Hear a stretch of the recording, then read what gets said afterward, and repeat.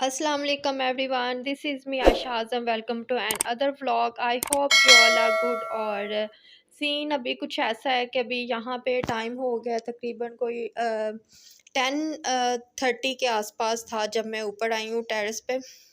और यहाँ पे हम लोगों ने वॉशिंग एक काम जितना भी है ना लॉन्ड्री का वो हम यहाँ पे ही करते हैं। आयरन भी यहाँ पे ही करते हैं और इसके साथ साथ जो है जब हमने वॉशिंग करने होते हैं कपड़ों को तो वॉशिंग मशीन्स वगैरह वो भी यहाँ पे पड़ी, मतलब हमने टोटल यहाँ का पे इस रूम में ही सारी चीज़ें एक्स्ट्रा जो है ना इस तरह के जिससे घर बिखरा हुआ ना लगे, तो वो सारी चीज़ें हमने ऊपर लास्ट पे शिफ्ट की हुई हैं। वहीं पे हम सारा करते हैं और आयरन करने के बाद कपड़ों को हम नीचे ले जाते हैं।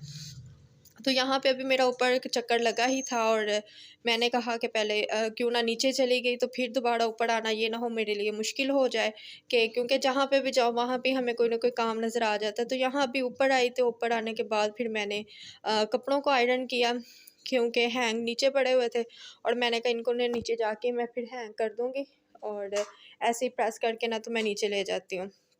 अभी इस टाइम पे हस्बैंड जो है वो सो रहे हैं क्योंकि उनका टाइम आपको पता है, मैंने पहले भी बताया था कि वो लेट जाते हैं तकरीबन 12:30 के आसपास वो ना घर से निकलते हैं। तो इस वजह से फिर अभी इस टाइम पे तो वो सो रहे हैं और मैंने सोचा कि अभी मैं फ्री हूँ तो ये काम कर लूँ क्योंकि क्लीनिंग वगैरह जो थी वो तो मैंने पहले ही कर ली थी।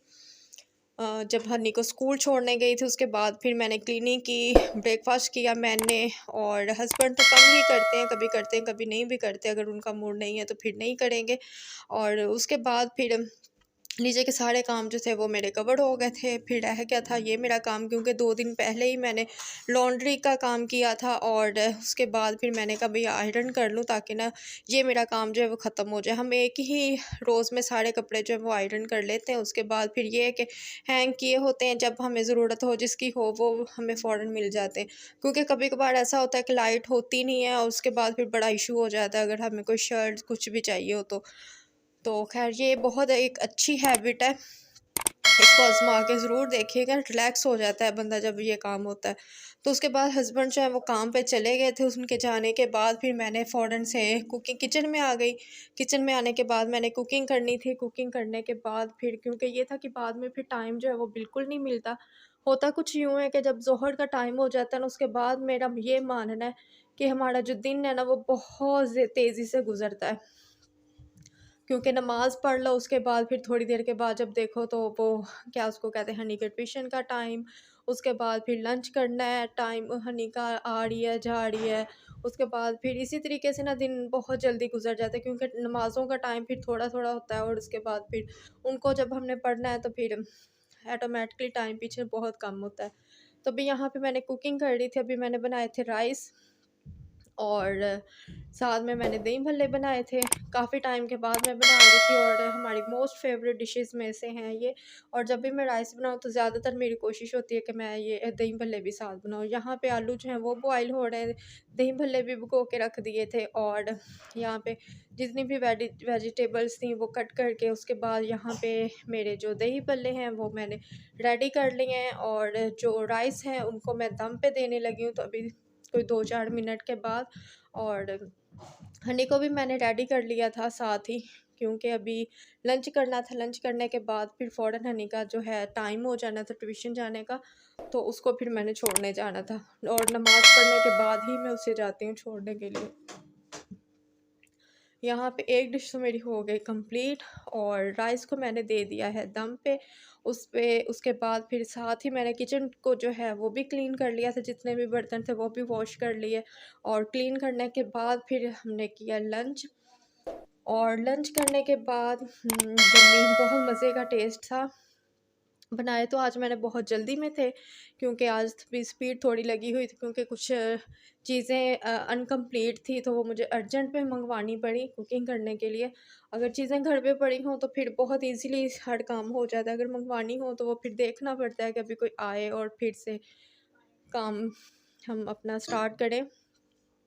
यहाँ पे अभी मेरा लंच जो है वो हो चुका था, उससे पहले मैंने नमाज़ पढ़ ली थी। इसके बाद फिर मैं जाऊँगी हनी को ट्यूशन छोड़ने के लिए।